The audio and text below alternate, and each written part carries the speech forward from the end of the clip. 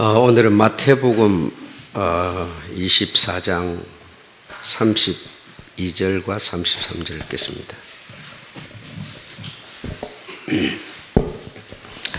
다 같이 읽어보겠습니다. 시작. 무화과 나무의 비유를 배우라. 그 가지가 연하여지고 잎사귀를 내면 여름이 가까운 줄을 아나니 이와 같이 너희도 이 모든 일을 보거든 인자가 가까이 문 앞에 이른 줄 알라. 아멘. 무화과 나무라고 표현을 했지만은 모든 나무가 다 마찬가지인데 가지가 연하여지고 연하여지는 것은 이제 물이 이렇게 오르고 잎사귀를 내면 따뜻한 기온 여름이 가까운 줄을 알지요. 저희가 당연히 이와 같이 그럽니다. 이와 같이 너희도 이 모든 일을 보거든. 그러니까 이와 같이 그러니까 그 눈에 보이는 그런 것들을 통해서 그렇게 되는 것을 아는 것처럼 이와 같이 너희도 이 모든 일을 그래서 이 모든 일을 보거든 인자가 가까이 문 앞에 이른 줄 알라. 그래 오늘 제가 여러분에게 이 모든 일을 하는 이 모든 일을 여러분에게 말씀을 드리려는 거죠. 그래 이 모든 일을 여러분 다시 말해 이제 듣거든 보거든 이 말입니다. 그때는 인자가 가까이 문 앞에 이른 줄 알라 그랬습니다. 그래 인자가 이런 얘기를 듣고 이런 사실을 세상 속에서 보게 되면 그때는 인자가 문 앞에 이렇게 와 있는 거다라는 것을 알라라는 뜻이죠. 아셨죠? 그래서 이 모든 일을 여러분에게 오늘 말씀을 드리는 거죠. 이 모든 일의 일부분이지만 여기서 한 30분 얘기를 하는 거니까 한 일부분이지만 이 모든 일에 해당되는 것을 말한다 이 말이죠. 1989년 12월에 흔들리는 배 위에서 지중해에 흔들리는 배 위에 여객선 위에서 회담이 있었는데 이 회담을 말타 회담이라고 합니다. 말타 회담 들어보셨을 겁니다. 미국 정상과 소련 정상이 흔들리는 여객선 위에서 회담을 가졌습니다. 그 회담을 말타 회담이라고 합니다. 이 회담이 굉장히 세계사에 큰 영향을 미쳤기 때문에 아마 학교에서도 많이 보고가 되고 해서 들어봤을 텐데 이때부터 어떤 일이 있었는가 하니 공산권이 붕괴되기 시작했습니다. 공산주의가 무너지기 시작했다 이 말이죠. 그러니까 그 공산주의를 무너뜨리고 이제 세계 질서를 받아들이자라고 하는 아마 그런 회담이었겠죠. 그래 이 회담을 말타 회담이라고 그러는데 그래서 이 회담으로 인해 가지고 첫째로 루마니아가 독재가 무너졌습니다. 그래 공산주의 해체가 선언됐고 1990년에 유고슬라비아 45년 동안 독재를 포기했고 또 소련 공산당 중앙위원회가 권력 독점을 역시 포기 선언을 했습니다. 그래 몽골, 알바니아 할 것 없이 다 공산권이 무너졌습니다. 그래서 이 공산권을 무너뜨리고 세계 질서 민주주의, 다시 말해 자유민주주의 질서를 받아들이는 회담이 바로 이 말타 회담이었다라는 겁니다. 그래서 군주제, 이런 군주 아시죠? 군주제, 파시즘, 다시 말하면 어떤 권력, 국수주의, 권위주의 이런 거, 그리고 공산주의 이런 것이 다 붕괴되고 결국 승리를 한 것은 자유민주주의가 승리를 한 거죠. 그래서 온 세계 질서가 자유민주주의 질서로 들어가게 된 거죠. 그러니까 자유민주주의 질서에 들어가게 되니까 무엇이 세계를 지배하겠습니까? 예, 그때는 자연히 자본주의죠. 자본주의에 의한 능력 이것이 지배를 하게 되는 겁니다. 그래서 이 세계의 모든 질서가 이제는 자본주의가 지배를 하게 됐고 자본주의에는 능력이 있어야 되는 거죠. 능력이 있어야 되고 능률을 올리는 사람이 능력자가 되는 것이고 그렇게 되는 겁니다. 그래서 이런 일이 있기 전부터 이 학문에 종사한 사람들이 무엇을 말했는가 하면 이 세계는 결국 자금이라고 하는 것이 지배하게 될 거다. 그래서 무역, 즉 다시 말하면 장사꾼들이 돈이라고 하는 것으로 세계를 지배할 거다라고 하는 그런 얘기들을 여기저기서 이 학문을 가진 사람들이 많이 얘기를 했었습니다. 그래서 역사적 종말이 일어날 거다. 역사적 종말은 다시 말하면 자금의 싸움이다. 다시 말하면 경제의 싸움이다. 돈의 싸움이다. 그 돈은 장사꾼들에 의해서 움직일 거다. 다시 말하면 무역에 의해서 움직이게 될 거다. 그런 얘기죠. 그런 얘기를 해왔었단 말입니다. 그래서 이제는 독재 자기 이 권력에 의한 어떤 독재 이런 것으로 이 나라를 이끌어가던 사람들이 이제는 그걸 포기하고 이제 이 세계가 가는 그 질서를 받아들여서 같이 이렇게 가는데, 그런데 그래서 이 큰 힘을 가졌던 소련이 공산권이 무너지기 시작했습니다. 그래 무너지기 시작했는데 무너지니까 무엇이 문제였는가 하니 돈이 문제였습니다. 공산권을 포기를 하긴 하는데 공산권을 포기를 하니까 그동안은 백성들이 뭐 굶든지 말든지 이렇게 독재로 이렇게 했으니까는 이런저런 소리를 못했는데 억압을 하니까 못했는데 이걸 이제 해체를 해버리고 나니까 여기저기서 많은 소리가 터져 나오죠. 터져 나오기 시작하면서 그 소련이라고 하는 그 큰 나라의 문제가 무엇이는가 하니 돈이 문제였습니다. 외채가 문제였습니다. 그러니까 엄청난 빚이 있는데 이 빚을 갚을 길이 없는 것이고 그리고 백성들을 먹여 살릴 길이 없는 거예요. 그래서 방법이 뭡니까? 돈을 끌어들어 오는 것이 방법이죠. 끌어들어 와야 백성들을 먹여 살리고 나라가 돌아갈 거 아닙니까? 전에는 독재에 의해서 돌아갔지만 이제는 자유민주주의에서 돌아가려니까 가정이 사회가 뭐 회사가 돌아가려면 자금이 있어야 되잖아요. 그래 자금이 전에는 억압을 받던 사람들이 이제는 다 풀려나가지고 망아지처럼 먹고 살아야 되는데 돈이 없는 거예요. 그래야 나라가 많은 빚을 지고 있었는데 독재를 하니까 빚을 질 수밖에 없었겠죠. 그래서 그걸 해결을 해야 되는데 해결할 방법이 없는 거예요. 그래서 그 당시에 유대인들이 소련에 130만 명이 있었는데 여기서 절반을 고국으로 돌려보내주면서 1인당 1만 불씩 받았다는 겁니다. 1만 불씩 받아서 그것을 국고에다가 이제 채우고 그것으로 안 되고 말하자면 뭐 지금으로 보면 수천억이 이제 빚이 있는데 그것으로 감당이 안 되잖아요. 그러니까 이제 외국 이런 뭐 잘 사는 나라들의 이 원조를 받는 거 차관을 빌려오는 겁니다. 그래서 차관을 빌려오는데 차관을 그냥 덜렁덜렁 빌려주진 않죠.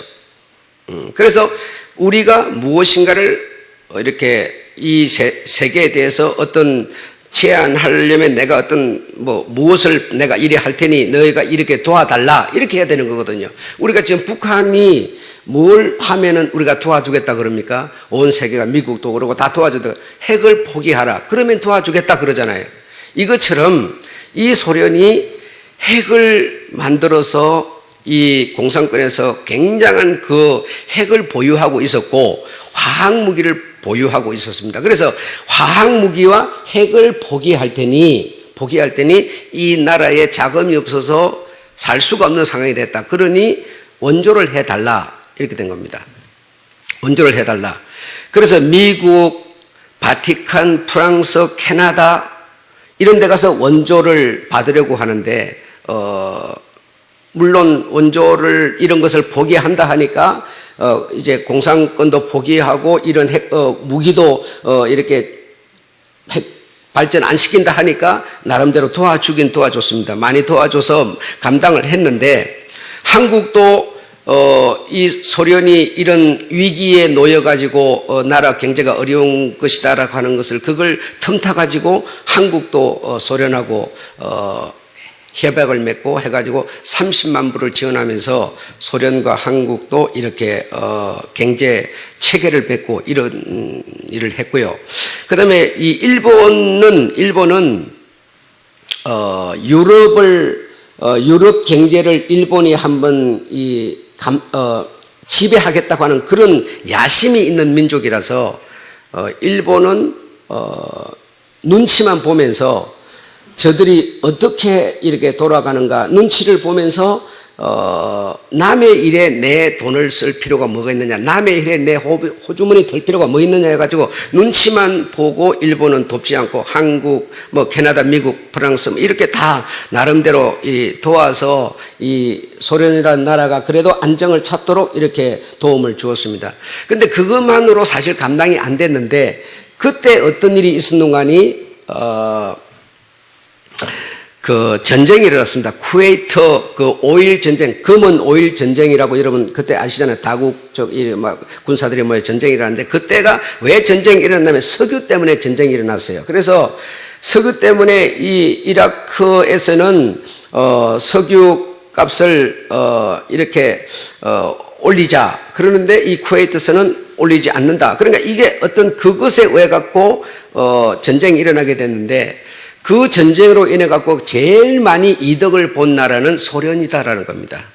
그래서 그 스페인 그 석유를 싣고 나가고 들어가고 하는 그 항을 이렇게 봉쇄를 하니까 각 나라들이 그 석유를 비축하기 위해서 굉장히 노력을 많이 했죠. 그 바람에 이 소련에서는 석유값이 폭등하면서 굉장한 소득을 얻고 이익을 보면서 그 소련의 그 경제 안정을 시킬 수 있을 만큼 큰 이득을 보게 된 것이다 이 말입니다.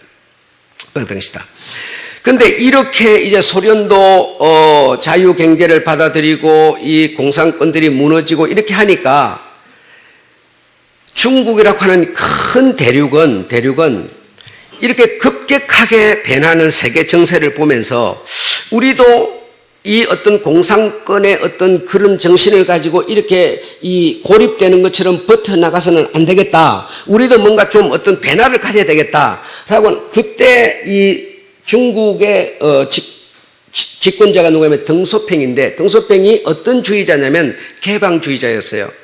개방주의자 이 덩소팽이 세계가 돌아가는 것을 보니까 자유민주주의를 다 받아들인다 이 말이죠. 그래서 이참에 우리도 이 개방을 해야 되겠다 해가지고 중국도 이제는 자유민주주의 체제를 받아들이게 됩니다. 받아들이게 되면서 그 성장을 해가는 속도가 너무나 빠른 속도로 성장을 시작합니다. 그런데 이 중국이 이렇게 급성장을 할 수 있는 그 모델이 어느 나라였는가니 한국이었다라는 겁니다. 그래서 한국을 롤 모델로 해가지고 중국이 급성장을 해갈 수 있었는데 그게 한국의 그 어떤 것을 본땄느냐? 중앙집권 체제였어요.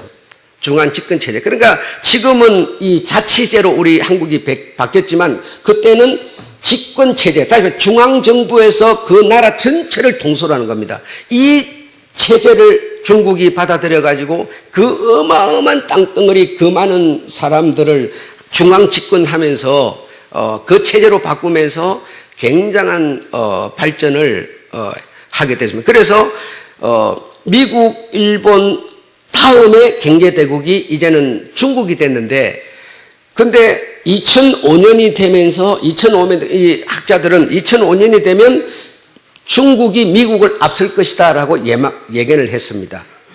그래서 어마어마한 성장을 가져오게 되고 그래서 중국은 경제 그리고 군사에 세계에 큰 지금 차지를 하고 있습니다. 그래서 중국이라는 나라를 지금은 이 세계가 미국이 큰 나라, 큰 힘을 가졌다 하지만 중국을 무시할 수가 없는 상황에 놓여 있습니다.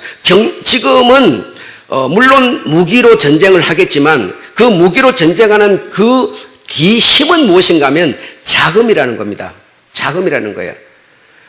여러분 가정도 마찬가지, 모든 게 다 마찬가지죠. 그래서 내가 먹고 입고 마시고 살 게 있어야 전쟁을 하려면 이 식량이 있어야 전쟁을 하는 거예요. 그래서 전부 이것이 있어야 되는데 이것을 이 중국이 급성장을 하면서 이스라엘과 군사협정을, 비밀협정을 맺으면서 이스라엘에 굉장히 신무기가 많은데 그 신무기를 말도 못하게 경제가 성장하면서 도입했고, 그리고 러시아 신무기를 또 엄청나게 사들여서, 그래, 이 표면적으로 드러내지는 않았지만은 사실 중국이라는 나라가 어마어마한 신무기를 지금 보유하고 있는 겁니다. 그래서 이걸 알기 때문에 미국도 감히 지금 어떻게 중국을 제외하고 어떤 행동을 가해하지 못하는 겁니다.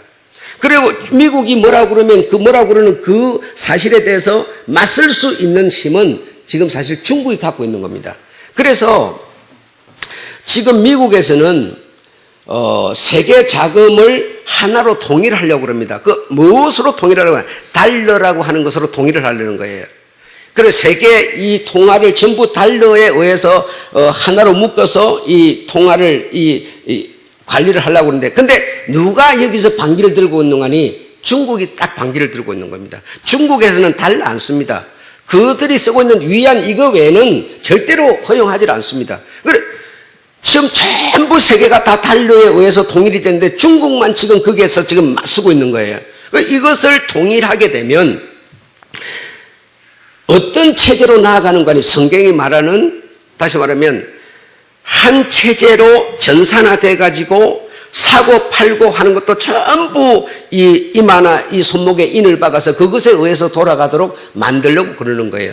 그게 이제 인간적으로 보면 편리한 거다, 지구촌이 하나가 되는 거다 그러지만은 이 마귀의 이 계략이라고 하는 게 이런 세계가 있는데 턱도 안 되는 얘기를 갖고 와서 맞서지 않습니다. 예, 사람이 살아가기에 가장 그럴싸한 내용을 가지고 접근해 오는 겁니다. 그래서 이 마귀가 우리 인간에게 다가와서 접근해서 인간들의 마음을 딱 사로잡은 게 뭐냐면 바로 돈인 거예요. 자유민주 체제가 되다 보니까 모든 나라 사람들은 전부 돈이 있어야 살게 돼 있어요. 그 돈이라고 하는 그 위에 사실 누가 앉아있는 거 아니? 마귀가 지배하고 있는 겁니다. 그래서 여러분뿐이 아니라 모든 사람들이 지금은 공부해서 뭐해? 전부 돈만 있으면 그만이지. 돈이면 다 된다고 생각하는 겁니다. 이게 뭐냐면 인간이 짐승처럼 대들지 말든지 공부를 했든지 말든지 간에 내가 돈만 있으면 되는 거지. 전부 돈. 그 돈 위에 누가 있는 거 아니? 마귀가 주도하고 있는 것이죠. 자유민주 체제로 이 세계가 가는 체제를 거부할 수 없도록 해서 하나가 됐지만 사실 거기에는 사람이 편리하게 산다. 여러분, 편리하게 살면 내가 그만큼 대가를 지불하지 않고는 편리하게 못 사는 겁니다.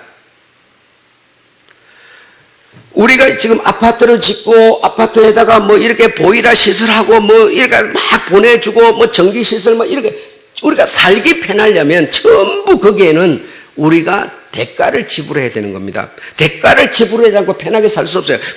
전부 대가를 지불하고 발전하자, 성장하자, 돈 이렇게 그게 뭔가 내 편하게 살려고 그러는 거예요. 누구? 나 편하게 살려고.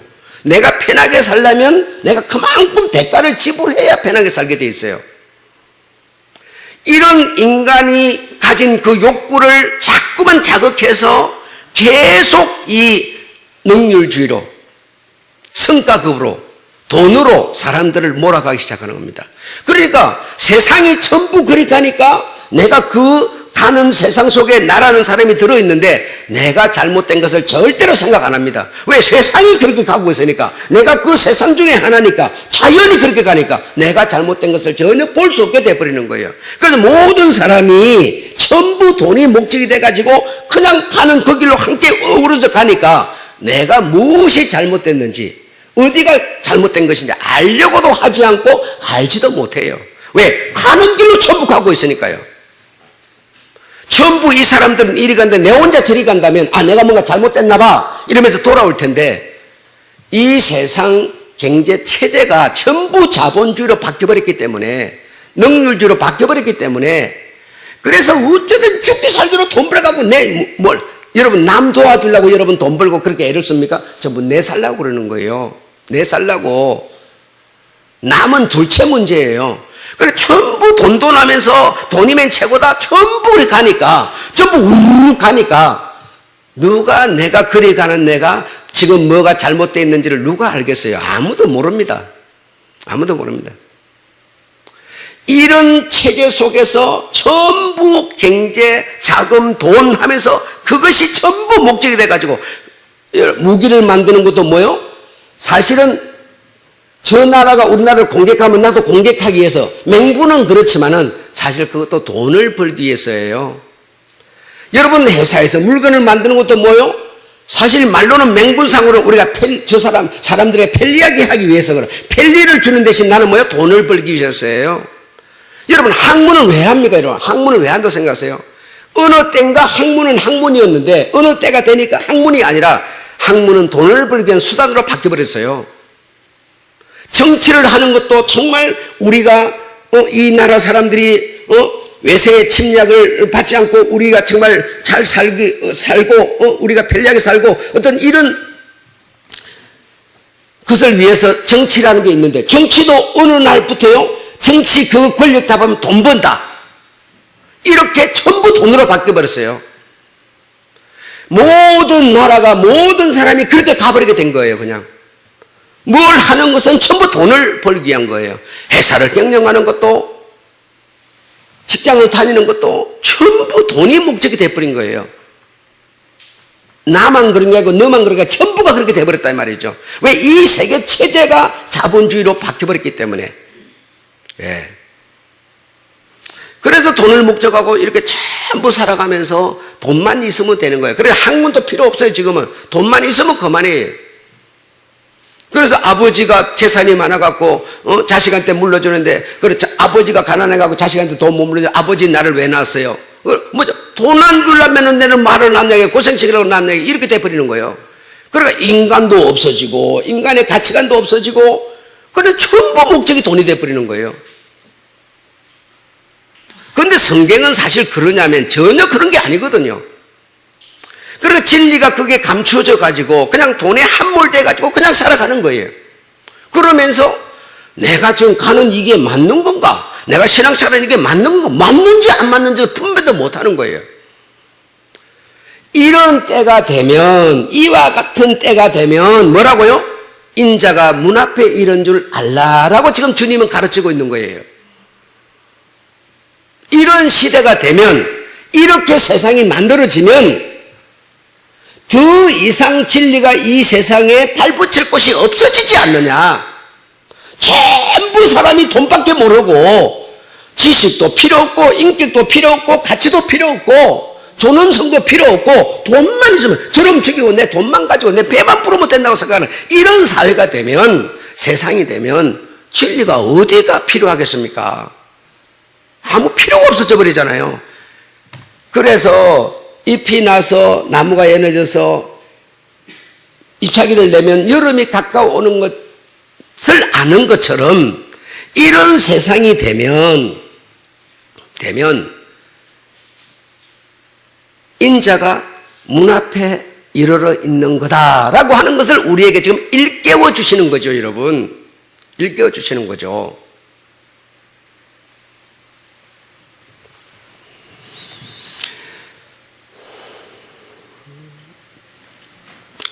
미국의 하버드 대학교 헌팅턴 교수라는 분이 문명 충돌이라고 하는 논문을 썼는데 여기서 뭐라고 그랬는가 하면 동질적 집단이 여러분 동질적 집단이 누구가 미국과 한국이 지금 중국은 사실 동질적 집단이라 하면서 그는 이질적 집단입니다. 소련도 마찬가지입니다. 소련도 동질적 집단이다 하지만 그러나 그들은 나름 이질을 갖고 있는 집단이에요. 지금 우리 동질적 집단 그러면 미국과 한국과 먼저 일본은 완전히 동맹국, 동질적 집단이죠. 그렇죠? 동질적 집단이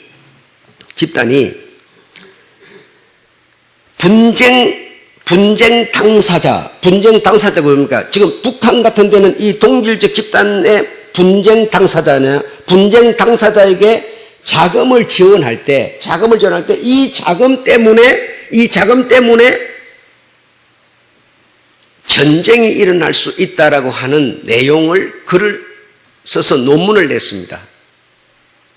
논문을 냈는데 이 지원하는 과정에서 전면전이 일어날 수 있다라고 하는 이것을 지적을 했는데, 첫 번째는 이슬람권과 비이슬람권, 이슬람 거드 동질적 집단을 가진 자가 그렇지 않은 자를 지원할 때, 그리고 두 번째가 중국과 아시아와 미국 중심적 서구 사회를 그분이 꼽았습니다. 다시 말하면 이 중국과 및 아시아권과 지금 이 미국을 중심한 서구 사회의 이 문명 충돌이 일어날 것을 예견하고 논문을 발표했다 이 말이죠. 그래서 이 헌팅턴 교수 말은 그 문명적 충돌이 전면전이 야기될 가능성이 있는데 이것이 이 지구상의 마지막 전쟁이 될 것이다. 이 지구상의 마지막 전쟁이 될 것이다. 그것이 곧 성경 계시록에서 말하는 마지막 전쟁, 아마겟돈 전쟁으로 연결될 것이다라고 그런 글을 써가지고 논문을 발표했습니다. 그래서 이 중국을 중심한 아시아권과 미국을 중심한 서구 사회권의 이 문명 충돌이 결국은 마지막 전쟁으로 야기될 것이다 라고 글을 썼다 이 말이죠. 그래서 계시록에서 말하는 마지막 전쟁 우리 잘 알죠? 16장 12절에 보면 여섯째 대접을 부오니 유브라데 강이 말라서 동방에서 오는 왕의 길이 예비되더라 그랬어요. 유브라데 부오니 동방에서 오는 왕의 길, 동방에서 오는 왕의 길이 뭡니까? 이 문명 충돌로 인해 갖고 이 동방에 이 2억의 군대가 돌진하는 내용이 성경에 예언되어 있습니다. 그런데 터키 정부는 사느우르파라고 하는 동쪽 유브라데 강 상류에 1850m의 댐 공사를 해가지고 지금 유브라데 강을 막아놨습니다. 그 강을 따라서 이 동방 왕이 서구 사회로 진격하는 2억의 군대로 진격하는 내용이 성경에 나와 있는데, 이 문명 충돌로 인해서 서구 사회와 이 아시아권이 결국 문명 충돌로 이 문명 충돌이 결국은 마지막 세계 전쟁이 될 것이다. 마지막 세계 될 것이다. 무슨 전쟁? 이 자금, 돈으로 말미암아서 결국 그것이 전쟁으로 연결될 것이다 이거죠. 돈이라는 것 때문에. 지금 세계가 여러분 전부 돈 때문에 싸우는 것이지 다른 것 때문에 싸우지 않습니다. 자금을 주고 자금을 받고 전부 돈이에요.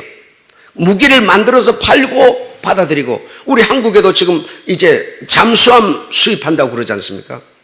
그게 뭡니까? 전부 돈이에요. 그래서 이 돈 때문에 결국 문명의 이 돈 때문에 전쟁이 나서 결국 이게 동방국과 이 서구권의 전쟁, 마지막 전쟁으로 연결될 것이라고 이렇게 그분은 논문을 발표해 놨습니다. 그래서 이 나라, 네 나라 할 것 없이 전부가 지금 이 아시아권에서는 중국이라고 하는 그 어마어마한 큰 땅덩어리를 가진 그 나라가 돈과 군사력을 가지고 지금 미국이라고 하는 나라를 지금 견제하고 맞서 있는 겁니다. 지금 북한이 저렇게 하는 것도 우연으로 볼 문제는 아닙니다, 여러분. 지금 북한이 저렇게 하는데 중국이 여러분 미국 편을 들어가지고 해버리면 꼼짝 못하고 저들 그냥 바로 포기합니다. 그런데 중국은 엉거니 지금 미국의 이질감을 가지고 북한 편을 들어줍니다. 러시아도 마찬가지예요. 그 이질적인 감정을 가지고 이 편을 들어주면서 결국 이 마지막 그 어떤 성경이 말하는 전쟁으로 연결될 것을 예견하고 있는 것이죠. 그러니까 여기에 총체적인 얘기는 뭐냐면 모든 사람들이 돈이라는 겁니다. 이 돈에 정신이 팔려서 어쨌든지 우리나라 국익에 손해가 가면은 배신해버리고 배신한 원수도 내가 사랑하는 것은 이익만 때문에 또 사랑해버리고 전부 이런 세상이 돼버린다는 겁니다. 이런 세상 속에 우리가 살다 보니까 우리 사람의 인성이라고 하는 것도 내게 이익이 되면 내가 가까이 해서는 길이 아니면 가지 말라 그러는데요. 이익만 되면 길이 아니어도 가버리는 겁니다. 내게 이익이 안 되면 길이 아니면 가지 말아야 되는데 이익이 안 되니까 뭐죠? 길인데도 안 가는 겁니다. 이렇게 모든 내 머릿속의 생각은 뭡니까? 시집을 보내는 것도 장가를 보내는 것도 전부 돈하고 연결을 지어버립니다. 우리나라 왕의 아들을 저쪽에 이익이 될 수 있는 일본의 왕의 딸과 시집장가를 보내고 전부 이렇게 그런 결혼을 하고 그런 관계를 맺고 그런 동맹을 맺고 그런 세상이 되었을 때 더 이상은 진리가 있은들 무슨 소용이 있으며 진리를 전할 곳이 어디 있으며 진리라고 그걸 받아들일 사람이 누가 있으며 지금 제가 여러분한테 이런 말을 해도 여러분의 마음속에는 뭡니까? 먹고 있고 마시는 것, 돈 전부 이것으로 생각이 꽉 차 있다면 진리가 어디 여러분의 마음속에 들어가서 자리 잡을 때가 있느냐 이 말입니다. 여러분, 불법이 성함으로 뭐요? 진리가 식어지리라. 불법이 성함으로 내게 이익이 안 되니 교회를 내가 뭐하러 다녀요? 교회를 다니고 성도가 뭐가 복이나 받고 눈에 보이는 어떤 좋은 일을 해서 교회를 다니죠. 사랑이 식어지지 말고 끝까지 견디는 자는 뭘 하리라? 구원을 받으리라 그랬어요. 지난 시간에 말씀이 바로 그거였어요, 여러분. 그런데 우리는 내게 이익이 안 되면 이익은 뭡니까? 돈의 이익이에요. 물질의 이익이에요. 이것이 안 되면 우리는 내가 가야 할 길을 우리는 포기해버리는 겁니다. 이런 세상이 되면 여러분, 진리가 어디 가서 서며 진리가 어디고 누가 필요로 할 것이며 세상에 지금 한국에서 많은 선교사들이 지금 중국에서는 중국의 그 사드로 인해 갖고 한국하고 지금 원수같이 돼버렸어요. 원수가 돼가 롯데도 다 철수시켜버리고 중국에서 메일이 왔는데 중국에 있는 선교사한테다 5천만 원씩 벌금을 매겨버린대요. 5천만 원씩 벌금을 매기면 붙어있을 사람이 누가 있어요? 다 그냥 자동으로 쫓겨나는 거예요. 인도에서는 일부러 비자를 안 내줘서 못 들어가게 만들지만 중국에서는 있는 사람들 찾아낼 필요도 없이 전부 세금을 매겨버리니까 그냥 못 견디고 나와버리는 겁니다. 이렇게 여러분 진리가 설 수 없는 세상이 되어버리면 더 이상 하나님께서 세상을 뭐로 유지시켜 놓고 있겠습니까? 유지시켜 놓을 이유가 없는 거 아니에요. 그래서 지금은 마지막 이삭 죽기 시대라는 겁니다. 이삭 죽기. 여러분 한 집안에 남편이 있고 아내가 있는데도 남편과 아내 둘인데도 여러분 하나에게는 진리가 있는가 하면 하나에게는 비진리인데 비진리가 진리 되지를 않아요. 한 집안의 원수가 같이 살고 있는 거예요. 영적으로 보면 현실이지 않습니까? 내 뱃속으로 난 자식인데도 여러분 부모가 그 자식이 교회를 안 나온다고 애통하는 게 있습니까? 자식이 부모 생각해서 교회를 나올 생각을 합니까? 진리가 설 곳이 어디 있습니까 여러분? 안 나와도 애통할 줄도 모르는 거고 안 나오는 놈도 부모 마음 헤아리지도 않는 거고 진리가 필요 없는 세상이 된 겁니다. 지금 여러분 이런 세상이 되는데 돼가고 거의 다 됐는데 그건 뭐예요? 이런 일을 보거든 인자가 문 앞에 이런 줄 알라 이렇게 지금 말씀하시는 겁니다. 그러니까 남 말할 거 없어요. 나라는 사람에게 무엇이 내 주체냐, 나 무엇을 위해서 정말 사느냐, 내가 바라는 길은 무엇이냐, 남 얘기할 게 뭐 있어요. 내가 어떤 사람이냐 이겁니다. 여러분, 교회라고 하는 단체가 전부 성도들에게 복 주는 것으로 잘 살게 만들어주는 것으로 길을 잡아버렸다면 무슨 교회가 더 이상 필요하겠어요? 의미가 없습니다. 내가 손해보면서 내가 좀 이렇게 피곤하고 내가 손해가 좀 되더라도 내 것을 포기하고 정말 주님이 길이라면 주님께 우리의 이 삶을 갖다 놔야 되는데 우리는 그래야 하지 않습니다. 모든 게 내 삶이 우선이고 이 진리 교회 사랑이 식어지지 말라 그래. 사랑이 식어지지 말라. 진리가 식어지지 말라. 다른 말로 봉사, 헌신, 전도 식어지지 말라는 얘기인데 이거는 여러분 부가적인 거예요. 내 삶에 내가 먹고 있고 마시는 돈 그게 목적이고 그것이 우선순위고 부가적으로 이 교회나 신앙은 따라가고 있는 것이지 신앙이 우선이 안 됩니다. 우리가 지금 안 됩니다.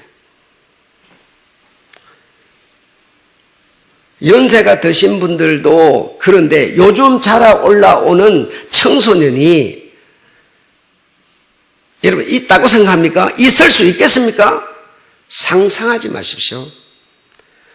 교회에 와서 이렇게 쓴소리를 하면서 진리를 전하는 이 소리를 들어도 안 들어. 이 마음속에 진리라는 게 안 들어오는데 어디 가서 얘기를 들어서 진리가 들어오겠습니까? 한번 생각해 보십시오.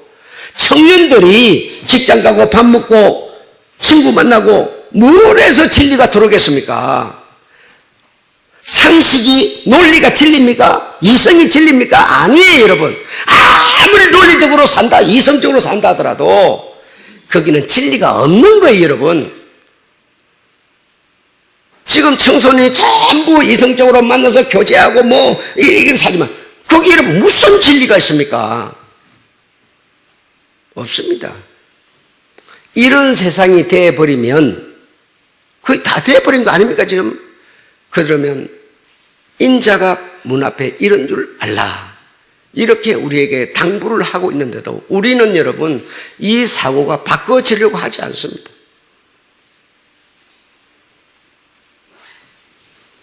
그러다 보니까 장로교에서 자꾸만 주장하는 예정론이 고개를 들고 이렇게 일어나는 거예요.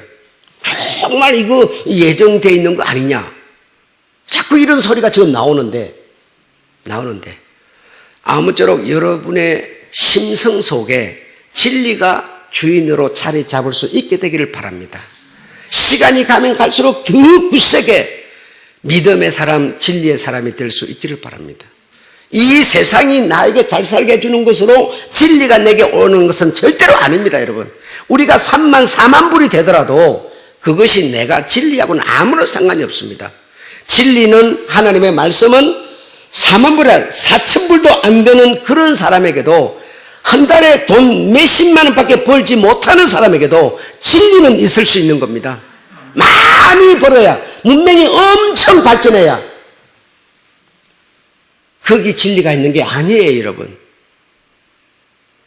이런 얘기들이 무슨 얘기인지를 여러분 아시고 정말 아시고 정말 문 앞에 이르러서 정말 주님께서 그 마지막 문 여시면 끝인데 거기서 우리가 주님의 부르심을 받지 못한다면 구원을 받지 못한다면 무슨 우리의 삶에 의미가 있겠습니까? 내가 옛날 내가 몇 년도에 내가 예수 믿었어. 아니 그게 결과가 없는데 여러분 구원이 없는데 그게 무슨 의미 있겠어요? 내가 2017년 2010년 예수 잘 믿었어. 아니 2020년에 가서 다 부인해버린 사람이 3년 전에 잘 믿었다 소리 하면 뭐 하겠느냐 이거예요, 여러분. 끝까지 견디는 자가 구원을 얻으리라고 그렇게 말씀하지 않습니까? 그러나 식어지지 마라. 끝까지 견디는 자는 구원을 얻으라. 이 천국 복음이 땅 끝까지 전거될 그때야 끝이 오리라. 그러니까 여러분 지금 얘기를 듣고 보니까 거의 끝이 온 거 아니에요. 문 앞에 이런 거 아니에요. 그래 정말 정신을 차리시고 정말 깨어서 정신을 차리시고 주 오실 때 천사와 호령과 나팔 소리 울려 퍼질 때 정말 여러분의 음성이 여러분의 이름이 여러분의 귀에 들릴 수 있도록 내 영이 안 깨 있으면 어떻게 들리겠습니까? 무슨 지금 마이크를 떼놓고 막 소리치는 걸 하겠습니까? 내 영의 어떤 이 깨어있는 이 영의 음성을 알아듣는 것인데 내가 무디어 가지고 그냥 세상밖에 모르는 그런 자세를 갖고 있으면 옆에서 아무리 녹한들 무슨 의미가 있겠습니까? 정말 영으로 깨어있는 여러분 되시기를 주로 축원합니다. 날이 가면 갈수록 정말 더 새록새록하고 믿음에 굳게 서시는 여러분 되시기를 축원합니다. 우리가 네 끼 다섯 끼 먹을 겁니까? 잘 사나 못 사나 새끼 먹고 사는 건데 그렇잖아요. 네. 마치겠습니다.